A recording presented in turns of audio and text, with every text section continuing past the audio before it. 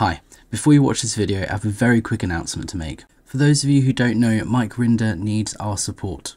His words, his actions, and his hard work for almost 2 decades in exposing Scientology has paved the way for us all and has helped thousands across the globe.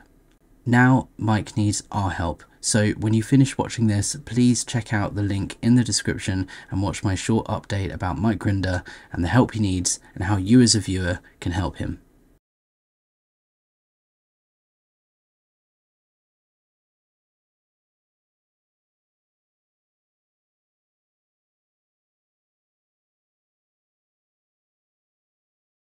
They're doing it and doing it and doing it well. Doing it and doing it and doing it well. Doing it and doing it and doing it well. Ash and Alex are doing Scientology well. Hey everybody, welcome back to Ash and Alex Do Scientology, a collaboration between That's So Fucked Up the podcast and Apostate Alex on YouTube. We're your hosts. I'm Ashley Richards. And I'm Apostate Alex, yay! Alex has such a different demeanor to me today. I was like, okay, I think I'll make like a more of a serious tone, but we can have fun. We can have fun We can too. do serious. Yeah, well, it is a serious topic. It is, but we can at least have a little fun in the beginning. So let's say our intro in the fun way that we normally do. So this is Ash And Alex do Scientology. Bum, bum, ba, da, ba, ba. We're doing it and doing it well. Oh yeah, such a good intro. So I love it. Thank you. I do too. So hey guys, as you know, we have been climbing the bridge. It's so funny. Somebody said on one of our live premieres the other day, they're like, I feel like you guys have been saying that we're on the bridge for a long time. And it's like, well, we were. I mean, there's a lot to go over there. And we haven't even finished it yet, right? We've paused. No. This is a momentary pause to Tis. talk about something recent and important and kind of newsy. So we will be back next week carrying on our journey up the bridge. But today we're talking about something different. Just a reminder of where we left you last week, so you know kind of where we are and where we'll be going next week. But last week, Alex told me about levels 0 through 4 on the bridge, which means that we did we do the grades last week? And so the next step is the OT levels, right?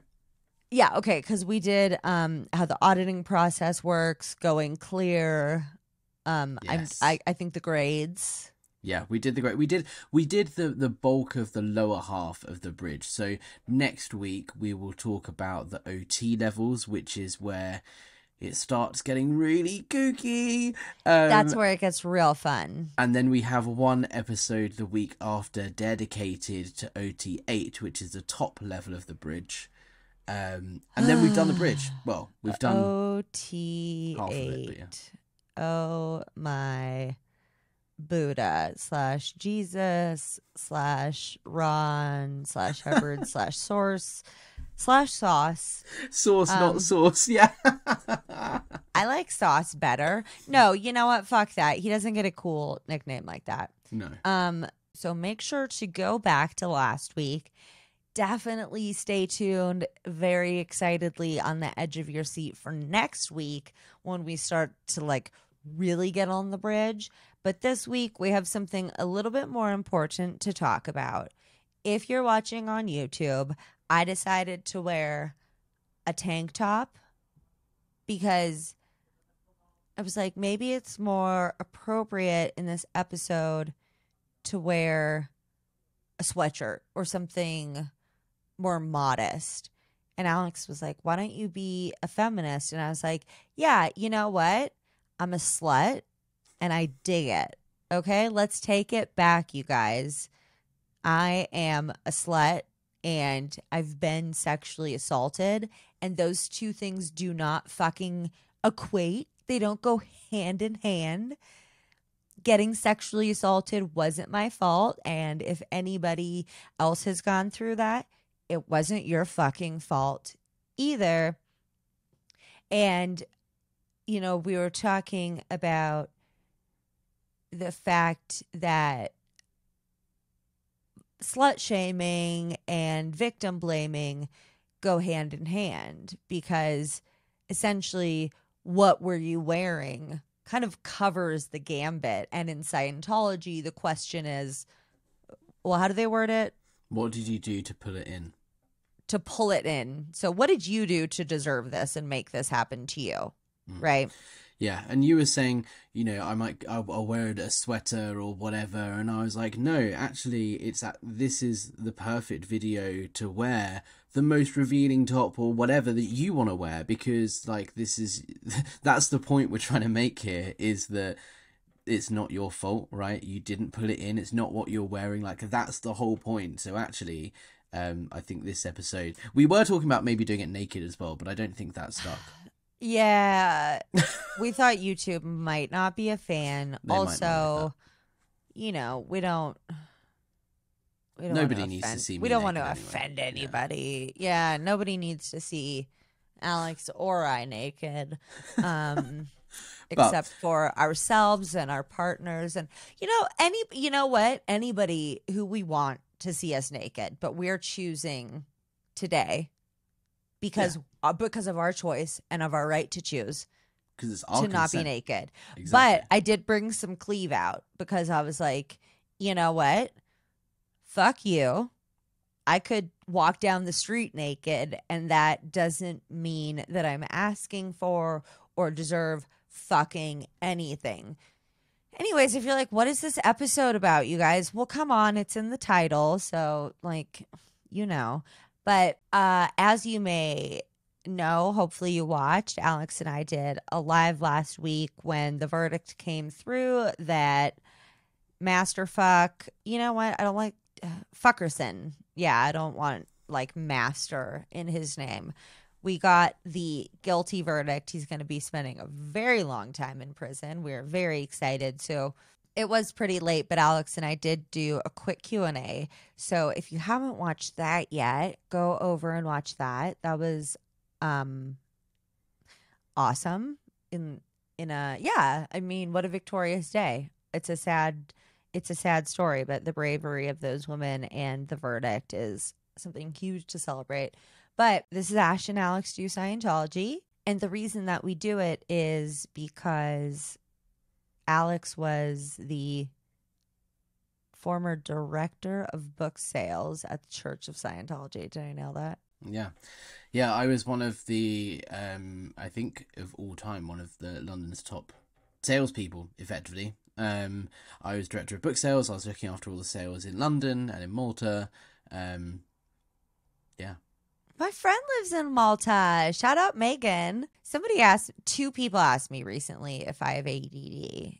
And sometimes I feel like yes, but complex PTSD can show up as a gambit of things. And it was such a relief for me when I got diagnosed with complex PTSD, because it's basically when you've had a series of traumas in your life, not just one car accident that, you know, you almost died in or whatever, but it's when you've had thing after thing after thing happen to you. So I think a lot of survivors of cults and survivors of sexual assault definitely potentially have complex PTSD. So I highly recommend, you know, if you have the means to see a therapist, talk about potentially if you're feeling like, God, do I have every fucking disorder in the book?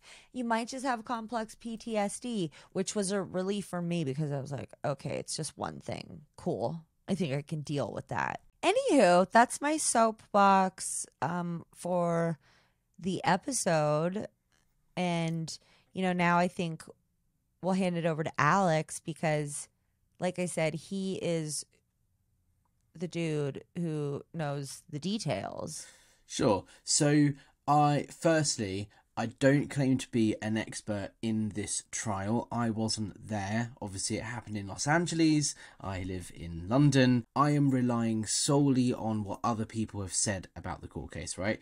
But people like Tony Ortega and Aaron Smith-Levin, who are quite prominent figures in the ex and former Scientology world, they were both there at the trial pretty much every day, reporting on what happened. So, I'm not an expert in that. I'm also not a legal expert, so my interpretation of everything here is just based on, it's my opinion, conjecture. I'll just throw it out there too, you guys, that I'm also not a legal expert, so, or an expert in literally anything. So You're an expert in podcasting. You know what? Thank you. I feel like I have probably done 10,000 hours, which I believe makes you an expert in something. So Yeah. Well, before we jump into actually the details of the case, I think I want to give you guys a little bit of context around celebrities and Scientology, right? Everybody Yes. knows Scientology has a big focus on celebrities. You have Tom Cruise, John Travolta, Skrillex, which I know you are still hurting about. Do Ash. people know that? Is this common knowledge? Yeah. Because I've been telling people. I'm like, did So you he guys doesn't. know? So most Scientologists, like Tom Cruise, right? He goes out and promotes Scientology, and he tells everybody, right? I think Skrillex has some under the table secret verbal agreement where he doesn't have to promote Scientology because he doesn't talk about it publicly. He doesn't promote Scientology, but his parents were Scientologists or are Scientologists. He was raised in it. So What about Elizabeth Moss? Is she out there preaching the good word because she has to? yeah, I think Elizabeth Moss is actually on her OT levels at Flag right now, as far as I believe. Yeah, so there are a bunch of celebrities are really important in Scientology, right? And there are a bunch of them, and there's a bunch of them that we know, and there are a bunch of them that maybe we don't. Will Smith was a Scientologist for a while. He was Get under out the of radar. here. When I was in Scientology, he was one of those secret celebrities that everyone in Scientology knew he was a Scientologist, but it wasn't public knowledge, so we had to keep it quiet and not tell anyone about it. They don't. Celebrities are allowed, some of them. Only some are forced to be a mouthpiece and some are allowed to be secret. Yeah, exactly. And Will and Jada Pinkett Smith, you know, the whole family were Scientologists, and they didn't talk about it publicly, but they definitely went to like the big IES event in the UK here in October. What's IES? IES is International Association of Scientologists. It's like a big annual event that happens every year. Dude, I've been feeling sketched out by the Smith peeps for a while. They left Scientology. They're not in Scientology anymore. And it's a whole thing, right? Leah Remini did something with Jada. They talked a little bit about Scientology, but they have never publicly acknowledged that they were Scientologists, but they have recently distanced themselves somewhat from the church. So it's clear they're not in anymore, but there certainly was a time they were.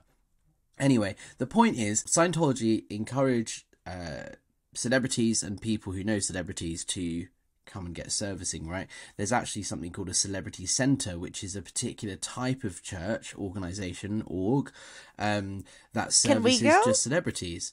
We're celebs, Alex. We're on YouTube. We're podcasters. Yeah. So a celebrity in Scientology has a slightly different meaning to the real world. A celebrity in Scientology is like an artist, an actor, someone prominent in their field, and anyone that hangs out with those sorts of people. So if you, for example, were friends with Will Smith, but you yourself were an accountant, you would be treated as a celebrity in Scientology because you are part of their entourage, you're part of the group, right? And the policy is that celebrities get special treatment. They get the best of the best servicing. They are looked after in a much better way than other Scientologists.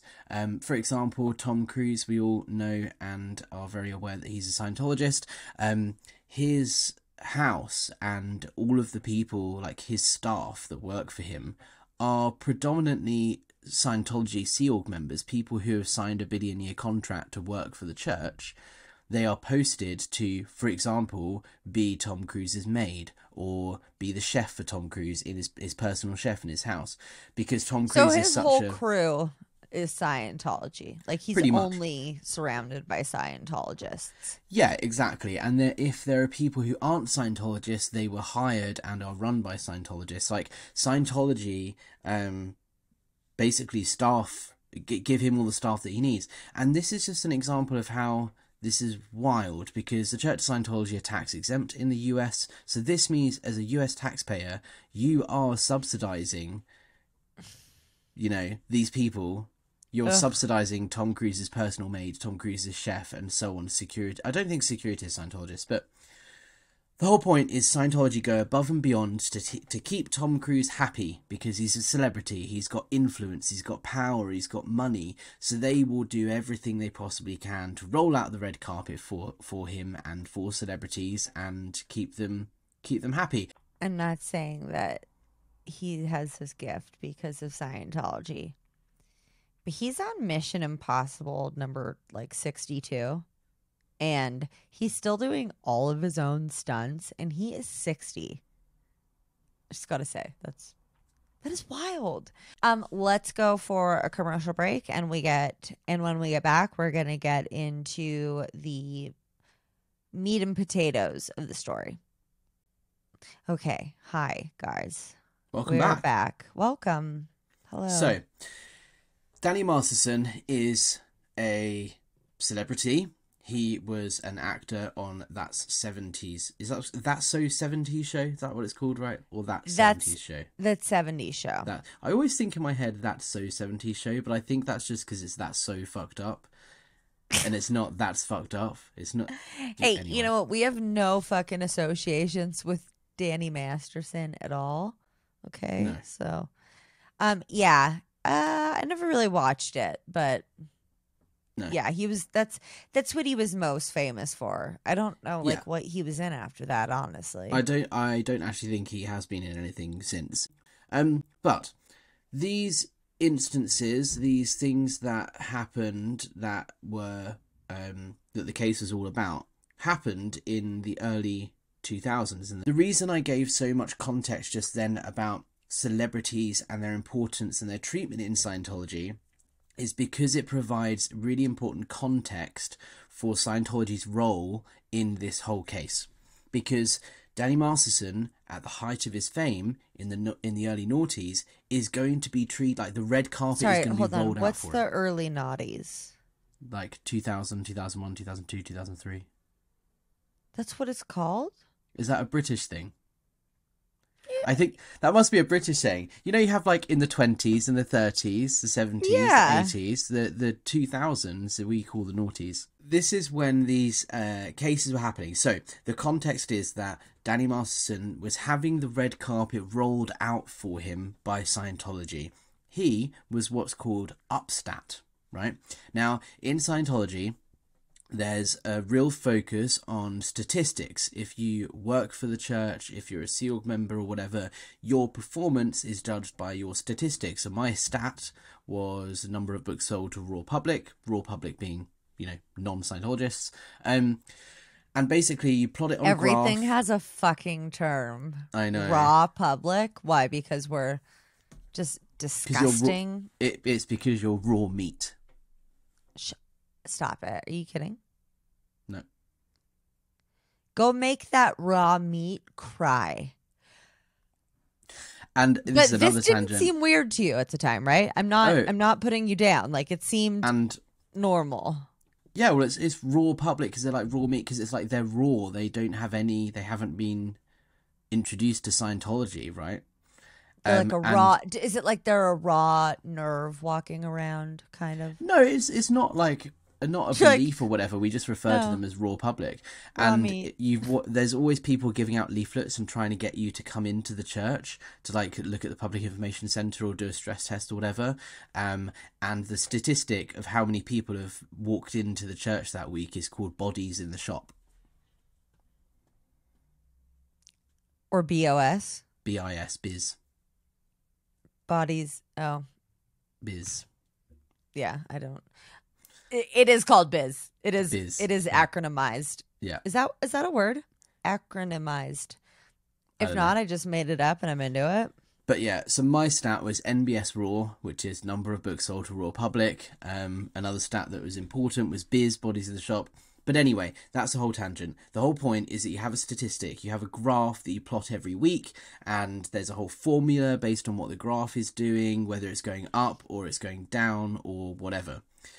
So when if you are a celebrity, your points are like high as fuck because you're not Exactly. just selling books, you're selling gold records and Well, this is the thing. So as Danny Masterson Celebrities, they're not, they don't work for the church. So it's not like they have a statistic, but the same principle applies, right? If you're a celebrity in good standing, you're promoting Scientology. Therefore, you are Upstat because you're doing good things, you're promoting the church. As much as you don't have an actual statistic on a graph like a staff member would, it's your general condition in life is still considered in the same regard. It's like, are you getting people in? Are you promoting Scientology? Are you succeeding in your career? Which he very much was at this time. He's an Upstat public. Or Real Upstat quick. celebrity. Yeah. So how come some people like Skrillex get to be secret? Is it because they think that they might be able to reach a broader public if they I don't get it.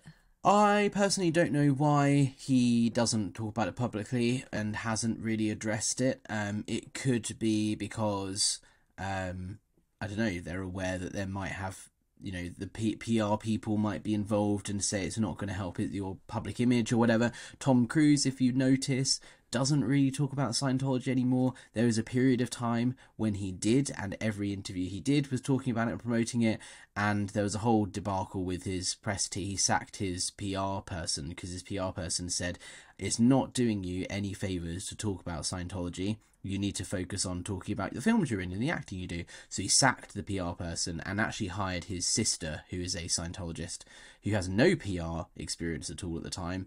And she became the PR person because the church were like, by not talking about Scientology, you're not, that's anti-Scientology. So anyway, I don't know the ins and outs of why Skrillex is allowed to not really talk about Scientology, but he's a successful musician, so he is considered Upstat, right? Now, the importance of this is when you are Upstat, you have what's called ethics protection. If someone was to report, like, as in Scientology there's a snitch culture, right? Reporting. You report everything. And the belief is HCO, the Hubbard Communication Office, which is like HR, but also ethics and all of this sort of stuff that's in the church. They are meant to apply Scientology and deal with any ethics problems that come up, and you send reports to HCO. You believe that HCO will sort it out effectively. So if you see another Scientologist doing something bad, or you know about them doing something bad, or whatever, I saw this person stealing from the shop, or I saw this person cheating on their wife. As a Scientologist, you have a moral obligation to report on that because it's unethical. And as a Scientologist, the belief is you're the most ethical people on the planet. So you report, you do what's called a knowledge report, and you write up very factually in a certain format, I saw this person do this, he did this, and this happened, and you send it off, and then ethics meant to deal with it.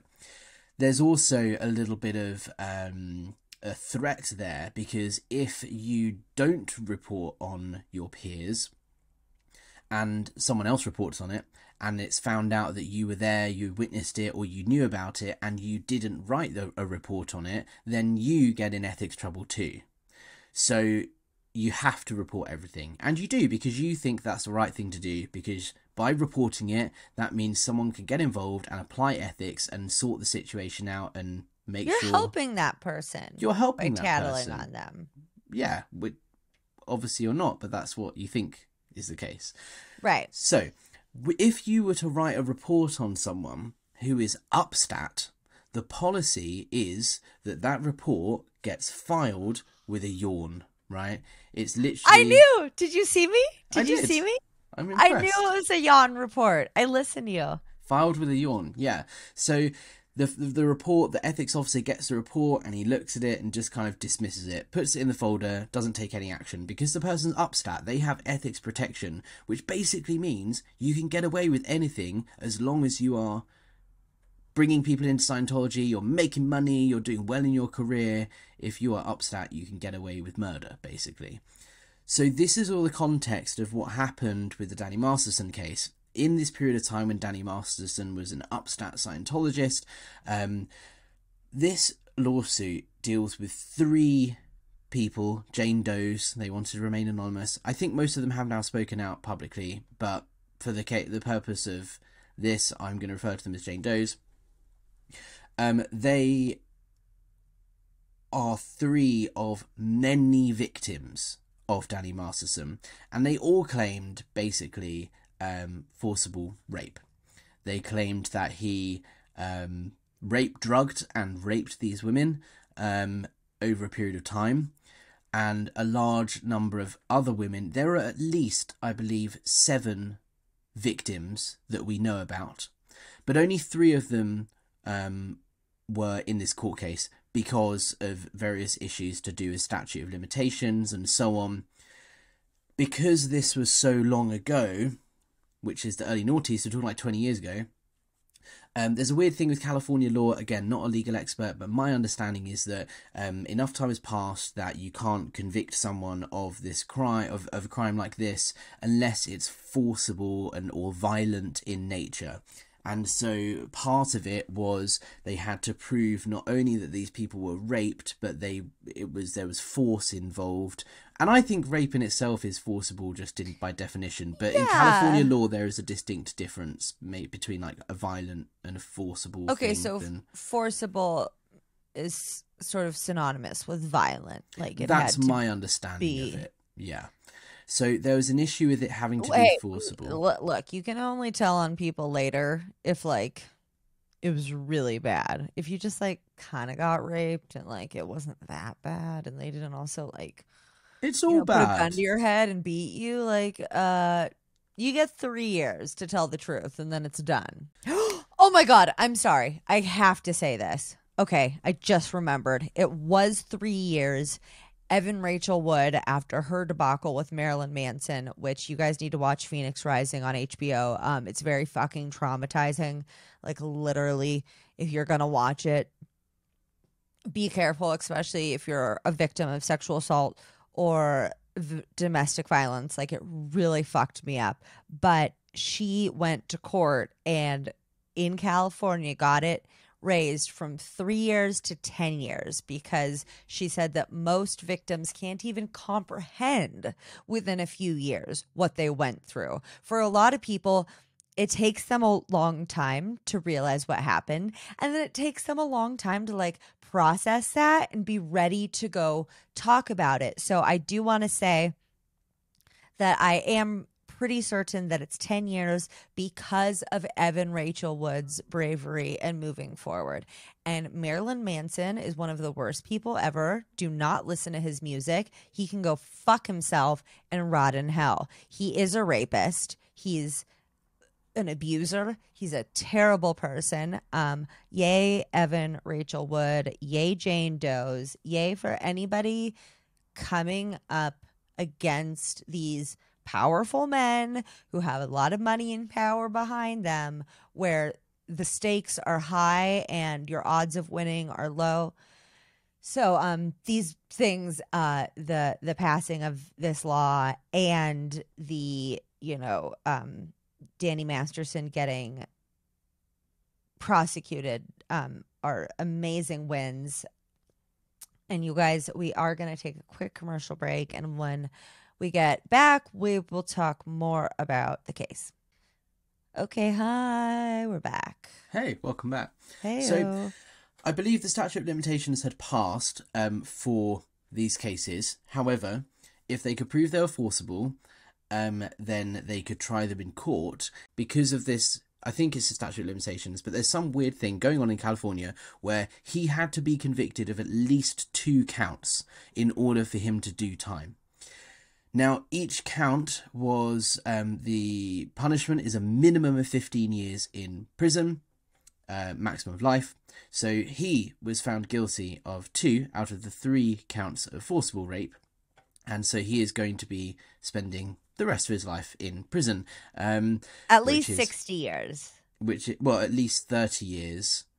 Okay, yeah. But he's already in his 40s, so he's really bad at even that. if he gets the minimum sentence, then he'll be out as an old man and won't be in much state. But I reckon he will get a much larger sentence, because even though he was found guilty of only 2 counts of forcible rape, there was testimony from other people as witnesses who were victims of his, and there is evidence that he is a serial rapist. He committed rape and abuse on a mass scale to at least 7 women that we know of.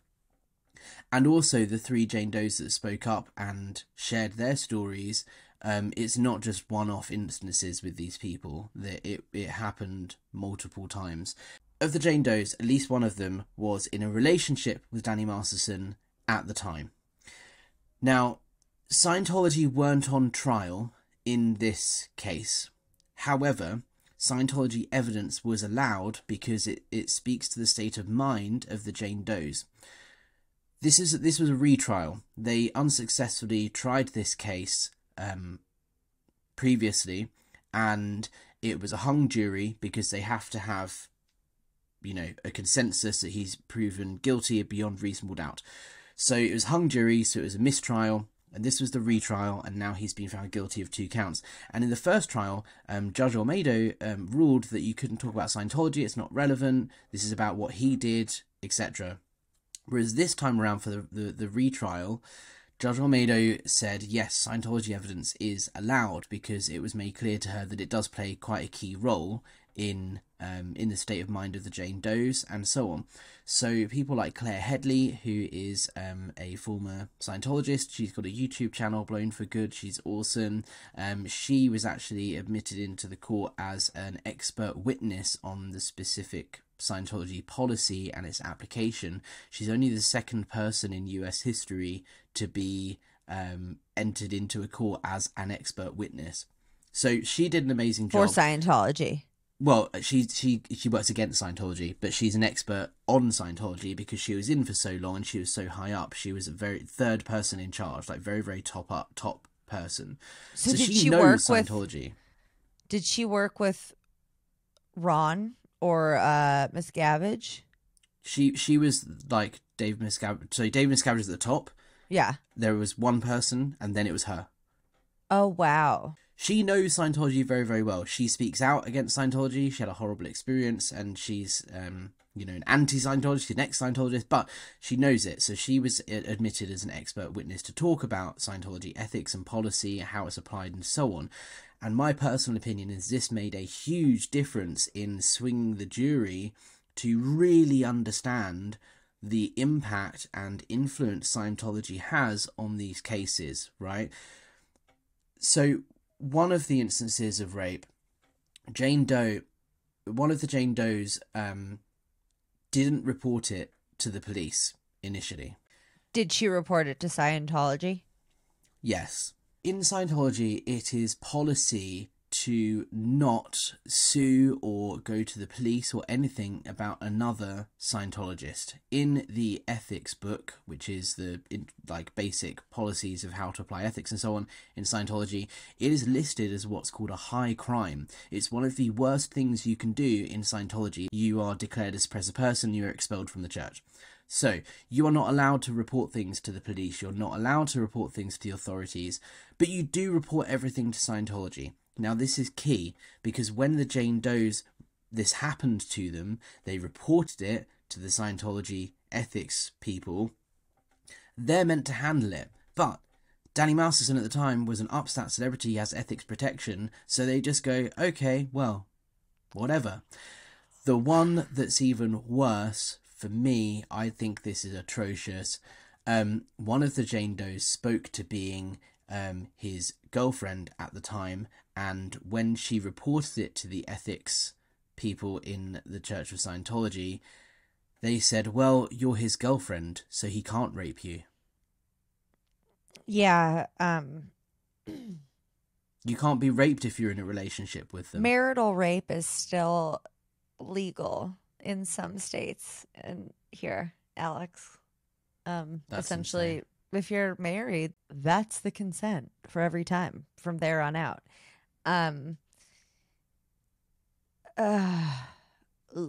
Yeah, and it's just what a fucking, I don't know. I don't, as I'm at a loss for words. I hate him so much, and the Church of Scientology, and it's the same in Jehovah's Witness, I believe Mormonism, I'm sure, where you're not allowed to go to outside authorities. You can only report stuff within the church, or else you're like an absolute heretic or apostate or whatever. This happens in a lot of high control groups, especially where a lot of sexual assault is happening. This is just so fucking common in cults because sexual assault is normalized and it's okayed, and you're taught that if you go to the authorities that you're going against the church, and this is happening in fundamentalist Christianity. It's happening in Orthodox Judaism. It's sexual assault is so fucking normalized and okay in these high control secretive groups. It's disgusting. It like, I don't know, it just leaves me without words. It's so ick, and it's so fucking prevalent. I really hope that this case can, I don't know, make a difference somehow. Oh, it 100% will. And we'll get to that in a second. I want to just paint a little bit more of a picture of with Scientology's involvement here and the state of mind of the Jane Does. So there was a case, there was one of the instances she didn't go to the police, and then she did go to the police the second time it happened. And in this case, the defense were trying to nitpick and say, well, hold on, why did it take you so long to report it to the police? Why did it take you so long, and how come you said this happened here and then there was a slightly different story when you told it the next time, and so on, and all of these things. And they were trying to discredit the Jane Does by saying that so much time had passed, and if it had happened before, why didn't you call the police that time, but you did this time? So that was kind How of do a bit those of a lawyers defense sleep strategy. at night, Alex? How do they well, sleep at night, these fucking people? They sleep at night because they're being paid millions of dollars by celebrities like Danny Masterson. No, it's so disgusting. Victims going through the court system, they just get absolutely victimized again by the defense. And this is the thing, to really help people understand. In Scientology, the belief is you're a spiritual being with more control, power, ability than you can imagine. You're immortal, you have lived millions of lives, and you are ultimately in control of your environment. And that is a very empowering thing at the beginning when you join Scientology, because they go, well, if you're in a situation that you don't like, then you are in control and can take yourself out of that situation. But on the flip side, when it comes to things like this, the question the ethics officer asks, or the question your auditor asks, is what did you do to pull it in? As in, because you're so powerful as a spiritual being, subconsciously, you might not be aware of it, but you have done something to put yourself in that situation where you've allowed this to happen. So not only when the Jane Does are reporting this to the ethics officer, having gone through the horrible thing itself already, they then have to pluck up the courage to talk about it, write it down, report it internally. It then gets filed with a yawn, and they say, oh, well, he's upstat, he can do whatever he wants. And they say, you're in a relationship with him, so it's not really rape. And then on top of that, the belief is that you have caused it because you've unwillingly allowed that to happen on a spiritual level. So this is what the Jane Does have gone through at the time of it happening. There is then the thing of, okay, well, if you had gone through something similar, would it really be high up on your priority list to then go against your beliefs and go to law enforcement and report it to the police? Because if you do that, you'll be declared a suppressive person, your family might be Scientologists, and when you're declared an SP, you're forced to disconnect from your family. So even if you think it's the right thing to do, you're not going to be compelled to go to law enforcement because you risk losing everything and everyone that you know, and it goes against your faith. This was all happening at the time. So Scientology plays a really, really important part here of the state of mind of the Jane Does, and that's why Judge Almeida allowed Scientology testimony and why it was so important. I'm so grateful for that judge making that decision. Massive respect for her. She didn't allow it the first time, and that's why it was a hung jury. Second time around, I think something clicked in her head and she got it, and she allowed it, and it made all the difference. So the Jane Does have gone through this horrible experience of the thing happening, and then they've gone through this horrible experience and turmoil in their minds of, do I report it? Do I not report it? When I do, it's dismissed. There was one instance that was talked of in the case where one of the Jane Does reported it to the ethics officer, and the ethics officer they were doing a handling, they were doing another way of saying they were figuring out how to fix something or how to approach something, on what would happen if the Jane Doe reported it to the police. The Jane Doe said, this was sexual assault, this was rape, I was drugged and raped, I want to go to the police. And she was made to demonstrate. So in Scientology, there's a thing called clay demos and this thing called demo kits, and the idea is it helps you understand something. If you're reading a book and you're learning about, I don't know, communication or something, right, you're meant to use a demo kit, which is just like a little bowl of pebbles and paper clips and little oddity bits that don't mean anything, but you use those things to represent different parts, and you basically demonstrate it to further your understanding. So they would have had to demonstrate their rape with a fucking... No, not quite. The ethics officer... So in the case, one of the Jane Does explained that the ethics officer asked her to demonstrate with a demo kit what would happen if she reported it to the police. And obviously what would happen is she would be declared a suppressive person and she would be disconnected from her family and so on. So this is the torture that these Jane Does have gone through, and this was all 20 years ago. So it's taken a very long time to come to terms with it, closure, all this sort of stuff, and and dealing with the trauma of what's happened to you. And then you have to relive it all and tell this whole story to the court, and then it's a mistrial, and then you have to do it all over again in this month just gone.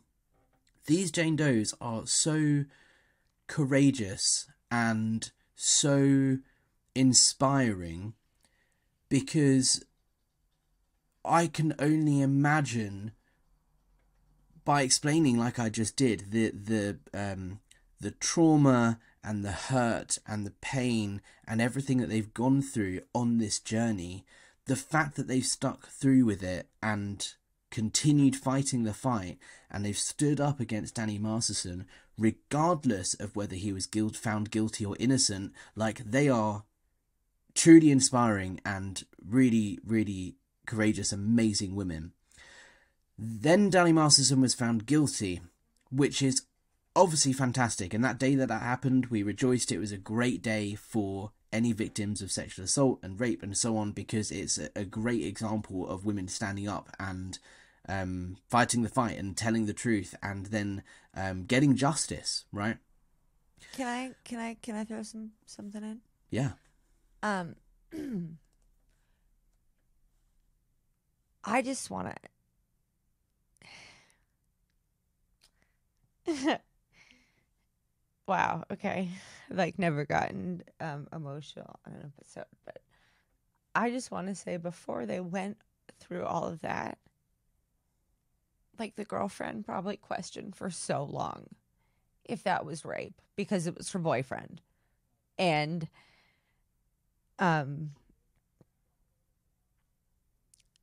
like for me, it took a while for it to like sink in what happened. Like I was in such denial for a long time until somebody actually suggested that maybe the reason that I had a panic attack anytime like a male came near me sexually, my friend suggested, oh, well, what about this? And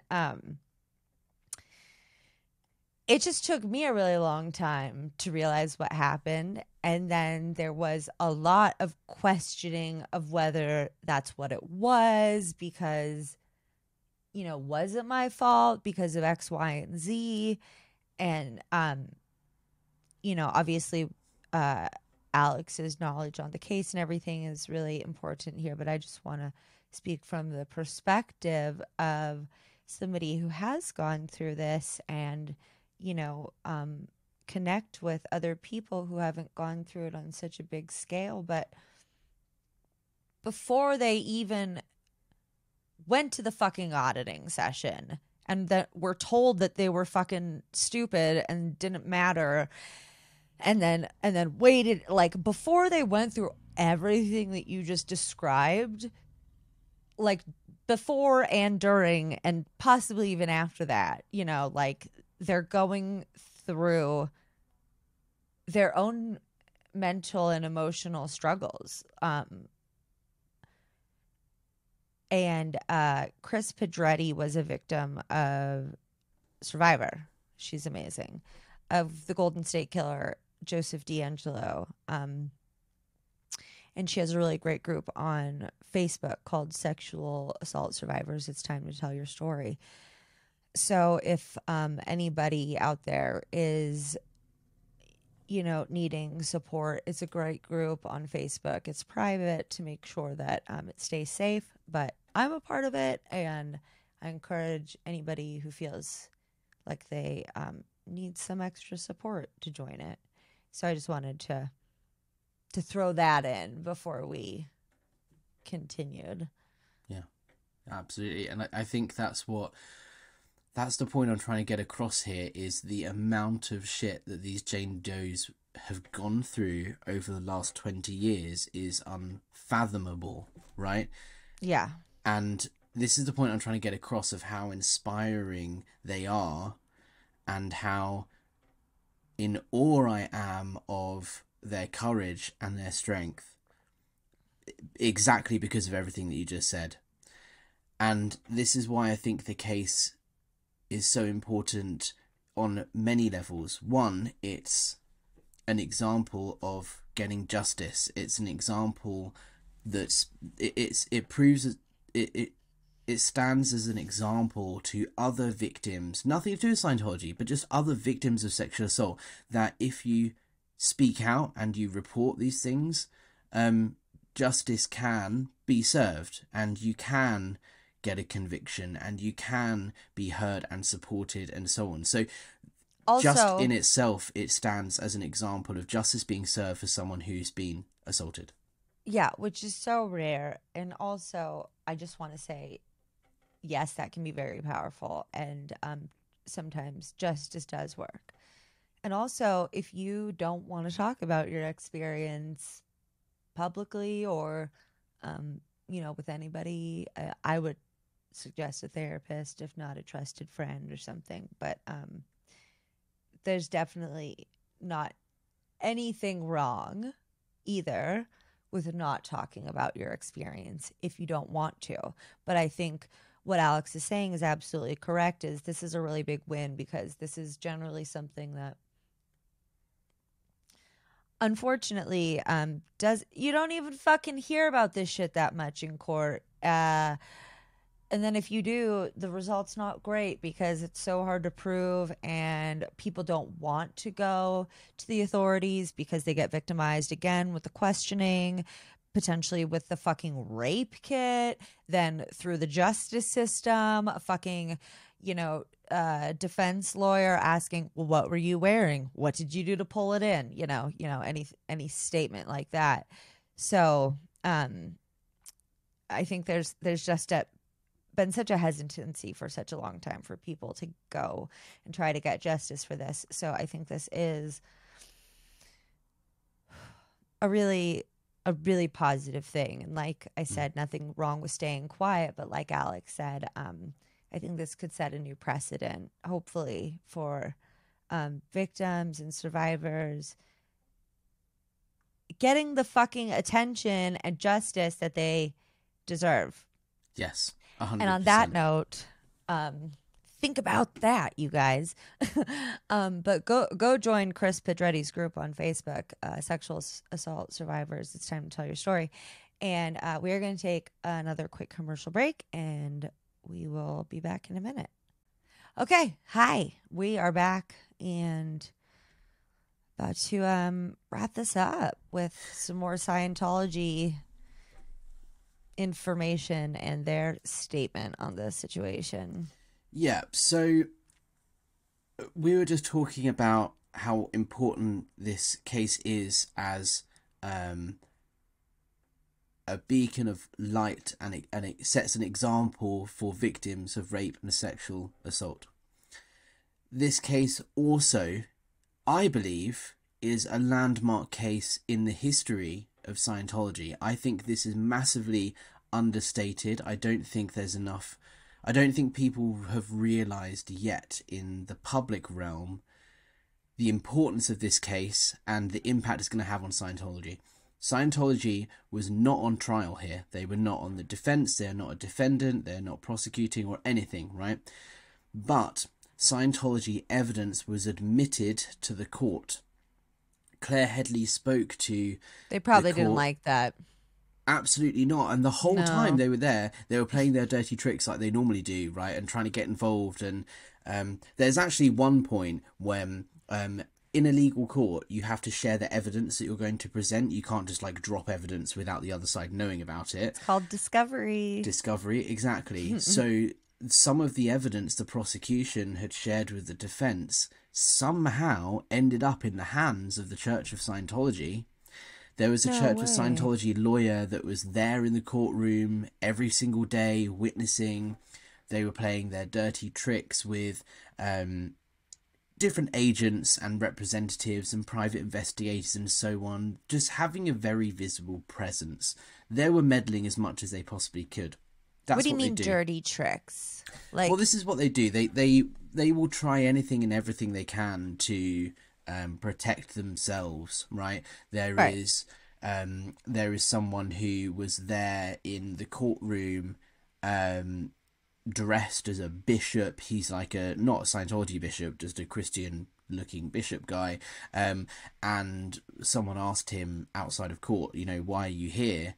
And he said, well, because I'm part of this group, this interfaith group, and I want to make sure that Scientology's religious rights as a religion and protection and so on are respected here in the court. And it's like, well, what are you going to do? Because you're in the audience, you can't stand up and say objection because you're not on, you can't do anything if you're a witness, if you're just in the box of public viewers.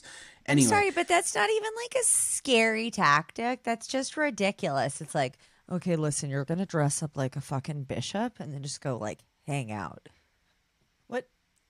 What are you accomplishing? It's all about intimidation, right? Okay, They want because to the people on the stand are like, oh, I know that They guy. want to intimidate the Jane Does. They want to intimidate the lawyers, the witnesses, the court, the jury, everyone. They want to, just by having a presence, they want to intimidate. Okay.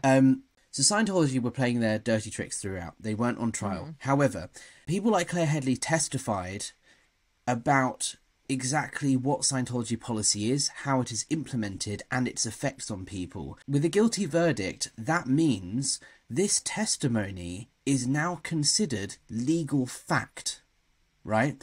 So as a result of this case, it is now considered legal fact that Scientologists aren't supposed to report to the law authorities. It is a legal fact now that Scientologists report things to the ethics officer. That if you're an Upstat celebrity, you're considered to have ethics protection. All of these things are now legal fact, which I think They're is a on landmark. the books. They're on the books. Right. Which is really important, because Claire Headley is only the second person ever to testify as an expert witness on the topic of Scientology.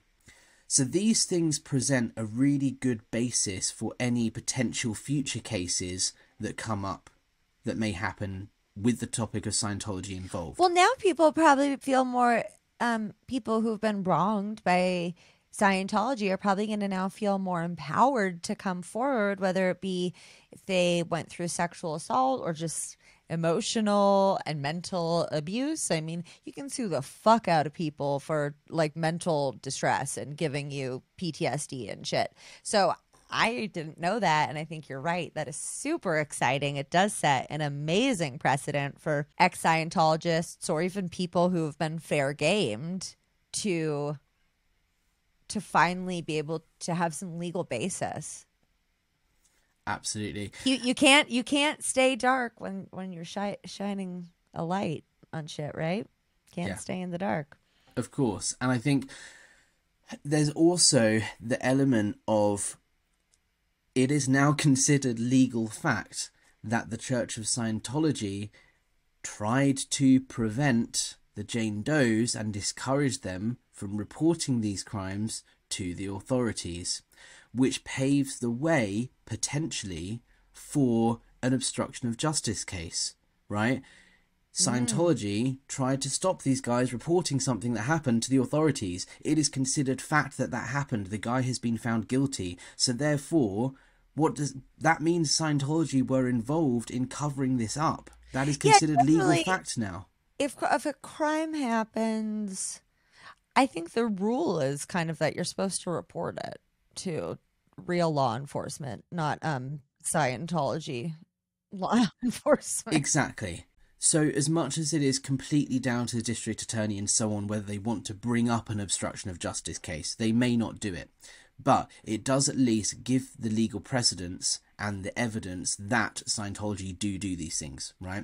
Should people be writing letters to the DA? They could probably get their taxes exempt, shit taken away, right? So there is a movement at the moment to review this, because this is the thing to consider. And this is what I mean about it being a landmark case of Scientology, because even though Scientology went on trial, it has huge implications for Scientology.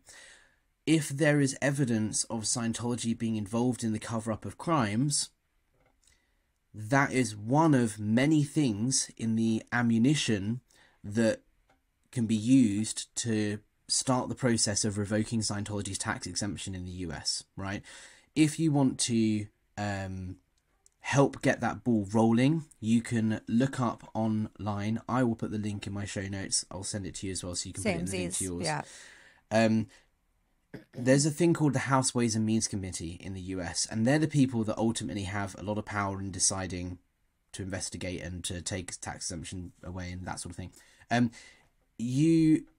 There is a thing at the moment where people are being encouraged to write to their local representative that is in the House Ways and Means Committee, because the more public pressure they have, the more inclined they will be to investigate and so on. So this is important for Scientology. It's important for the public image as well, right? For me, and this is why I think it struck a chord with so many former Scientologists, even those who were not victims of sexual abuse or rape. This is a case of, I'm going to get emotional here. This is a case of... Oh my God, you and I we both cried in this episode. You guys, this shit's intense. Yeah. This is an example of how it's empowering. It's okay to talk about your experiences in Scientology, and Scientology's horrible group of people that will try and get in the way and intimidate you and so on. But this is changing the public perception. People think about Scientology as this weird, wacky cult group, whatever, Tom Cruise. They don't connect Scientology with covering up rape. Evil. Straight evil. Exactly. And so this case, I think, is going to be the start of a change in public perception of the reality of what Scientology actually do and what they're involved in. So I think it's really important. And it's going to be the trigger point for so many other future cases. There is a civil lawsuit that's going to be happening about the same issue with the Jane Does.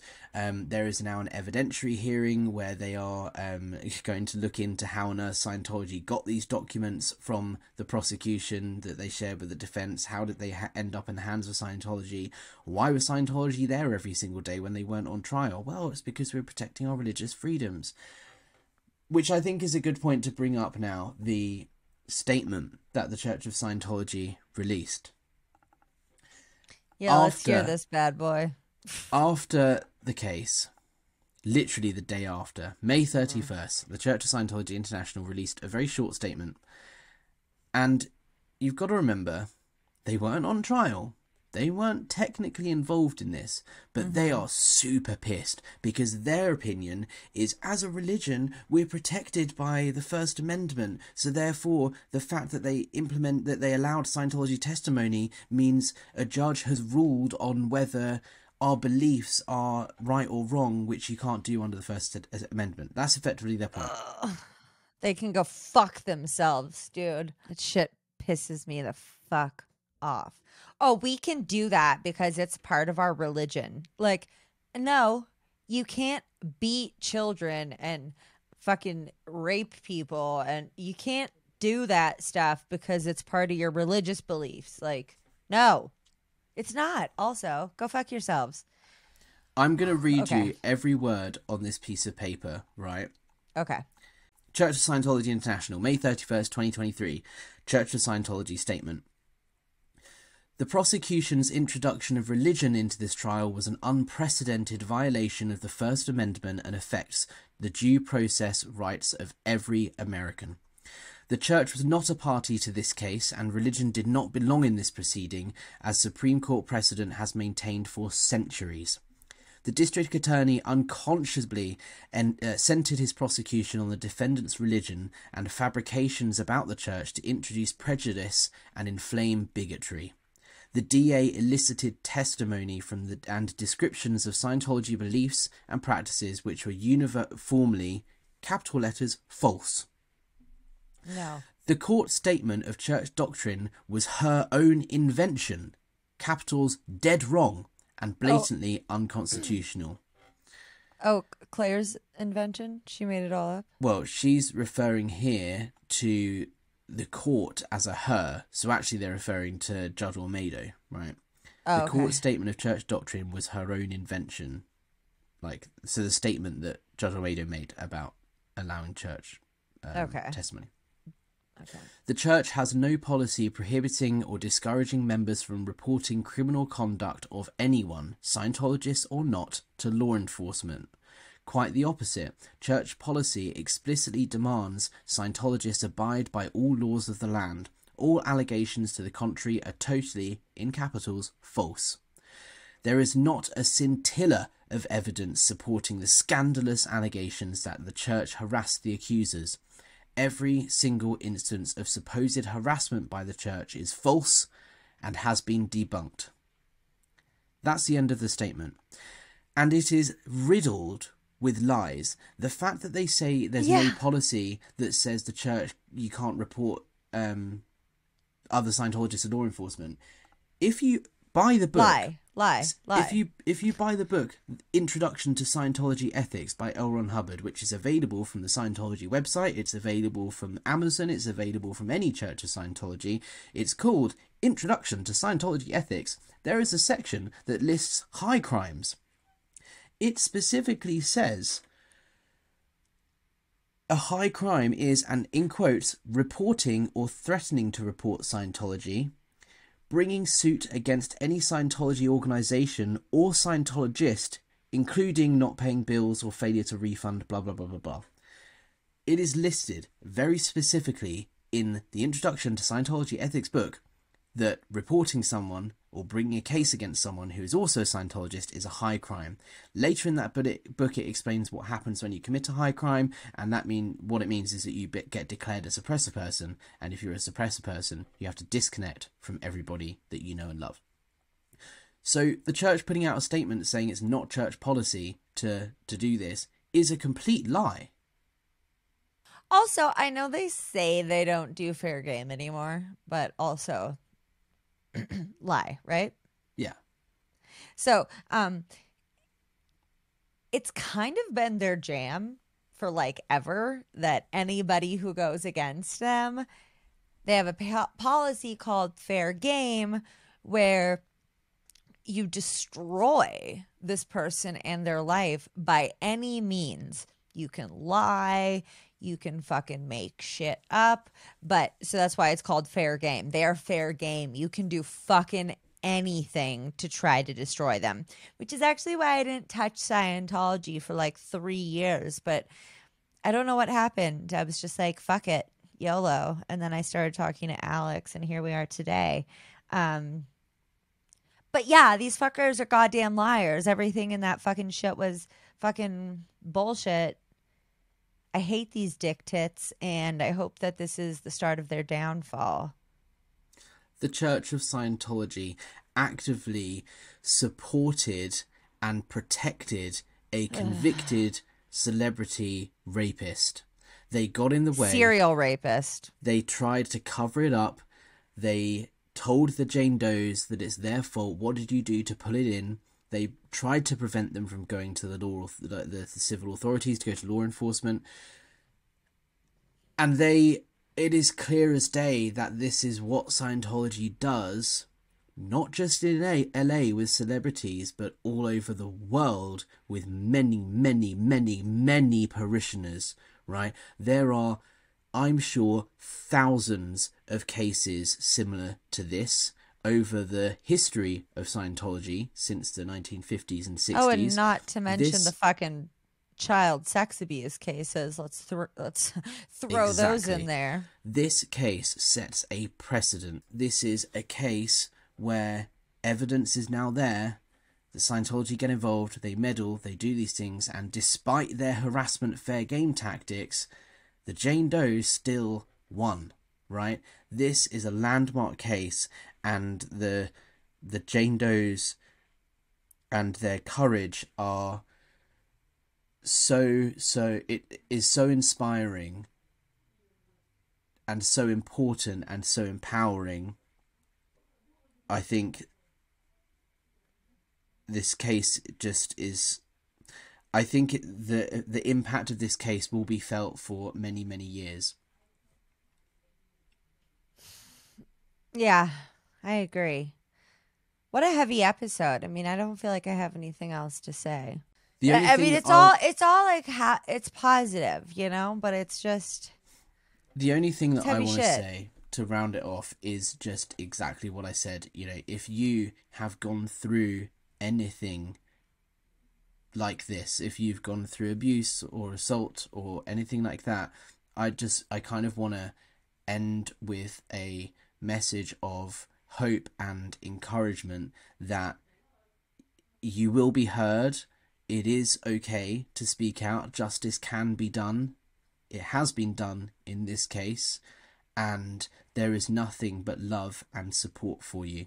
When Aaron Smith Levin broke the news on his YouTube channel, 10,000 people were watching the live stream at the same time.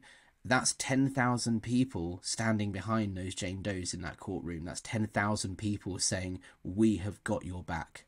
So if you have And that's just the people that were on the live stream. I wasn't Exactly. fucking there, you know? Exactly. So if you have been affected by anything like this at all, I just want to say that it's hard, but you have the support there to speak out. And I just want to make it a little bit clear, though, that you have the support in certain places. This is still a very touchy subject, and I don't want to say that you know, will go anywhere and definitely be heard. There's, you know, we have a long way to go with this. There's still a good chance that you might not be heard.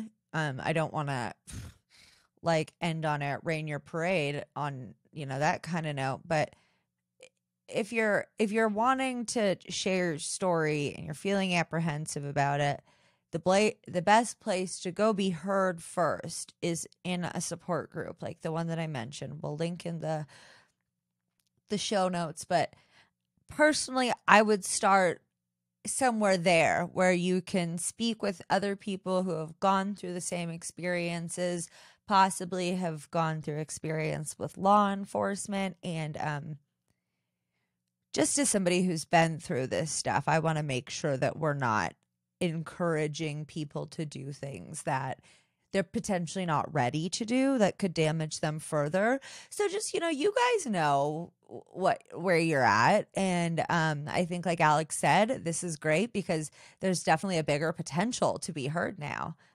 But wherever you're at in your journey is okay. And Absolutely. And we have got your fucking back. And the SPTV community has your fucking back. The TSFU community has your back.